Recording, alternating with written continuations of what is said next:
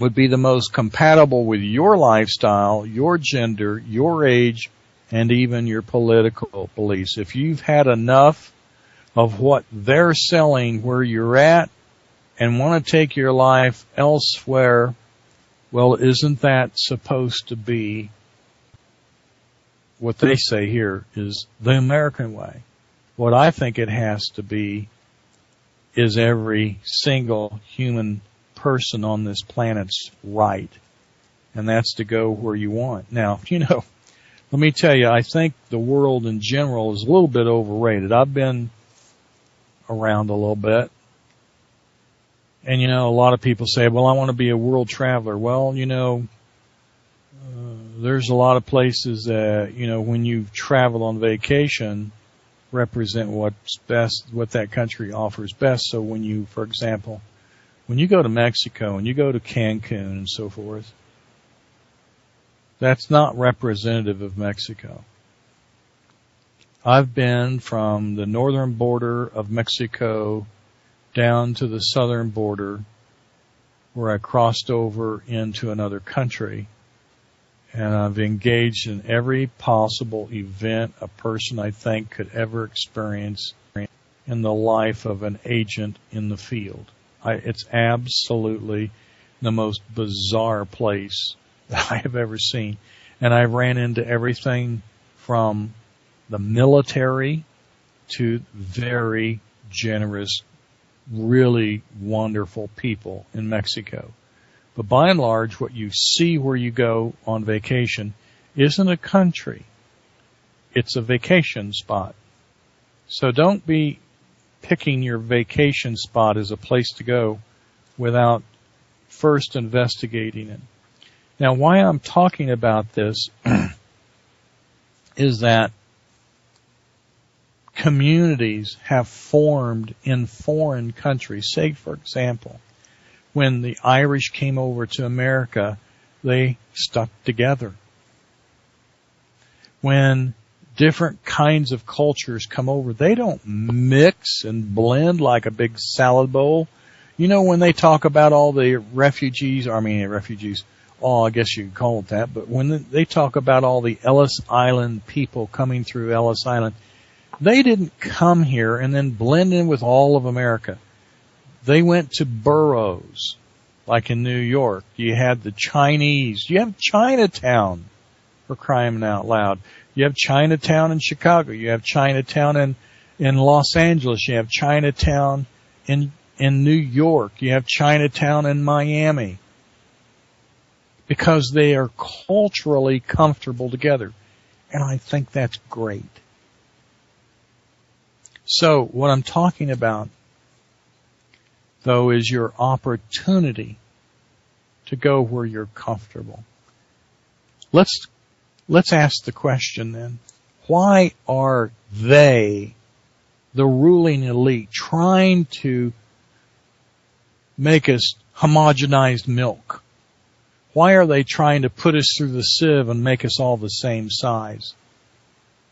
Why are they trying to mix us up and eliminate something what we call nations, which is basically the word for nationalities? I have nothing against a race unless that entire race is evil. If an entire race is evil, and you go, well, what's evil? If they smack me in the nose, that's bad, guys. It has nothing to do with how hard it is to figure out what's bad.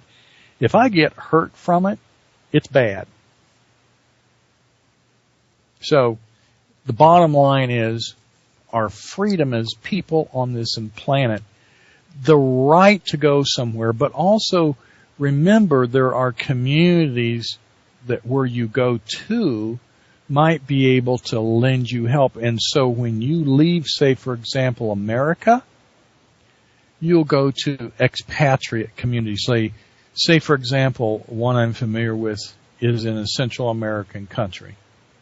And it happens to be residing on the Gulf Coast. And, sometimes I wished I was still there.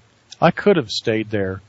I used to sit out there was a little gazebo out by the beach, and I used to sit and let the waves put me to sleep. If I needed a haircut, the foreman of the farm would go into a little nearby town, and a person would come out on the beach, and they'd cut my hair. I'd get a barber coming to cut my hair. Why I gave it up, I don't know.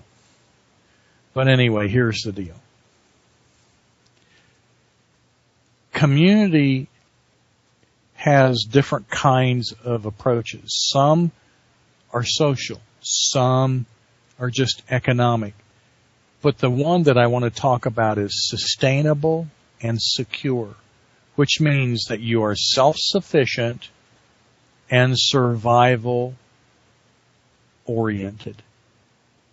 With that in mind, then you have to be thinking about how you're going to eat. And eventually, when everybody pulls out of the system and you are on almost a total self-preservation basis where you're accepting or don't need to accept any of the Federal Reserve notes in America or whatever country you're from, there are a couple things that you're going to have to remember. The system that has occupied the area that you're in is going to want tribute. So the country that you reside in is going to say, oftentimes, you know that piece of property you paid for? Well, now you're going to pay me some more. And if you don't pay me, you have to leave. Is that freedom? Everybody goes, well, we shouldn't own anything. Well, right now, that's the system of freedom. It's organic. We don't want to make artificial something that's organic. And if you want to be artificial, then go ahead. Be a person in law. Be a straw man. Be all capital letters in a lawsuit if you want. But if you want to survive, I'm going to tell you that you're going to have to come out of the beast. You're going to have to learn to eat. And if it's a work in progress, great. But you don't have much time. Now, what do you mean by time? Well, in the States here, they're planning on implementing the chip for medical purposes. Anytime a government begins to centralize, like every government tries to do, it's just the nature of its beast is to survive. And if they've got the power, they're going to protect themselves over you. That's why they should be rotated in constantly, and all this nonsense about elections in the United States, picking people's nonsense. In fact, I think they ought to make it outlawed that you vote for a party by pulling one lever. You elect all Democrats, or you elect all Republicans by pulling that lever or punching that one. Well, I think that ought to be against the law. Well, anyway, what we're really trying to get at is having communities where you're left alone to do what you need to do. But also, it gives you an opportunity to be a good neighbor, so that when you see a need, it gets taken care of. Hey folks, I've seen communities up close and personal. I've seen them where, yeah, you take care of yourself, and yeah, you work real hard. Yes, I've seen communities where you make your need known, and then there's a bunch of dorky elders that decide whether or not you're going to get that help. In the meantime, some other agenda is afoot that makes more money for the guru that leads the group. Hey, like Hare Krishna, those poor people, they go out and they beg for money, and then all the money goes to the gurus, see? The bottom line is, we just become sustainable. Yes, you can pursue all these alternative energy things, and hey, if you really want to know about an energy contraption that actually works, write me. I saw one. It really works. Can you get the guy to talk to you? I don't know. I barely got to talk to him. And no, he didn't want to give me any information.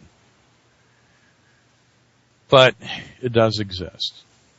And the fact is, there are other ways of doing things along the lines of what we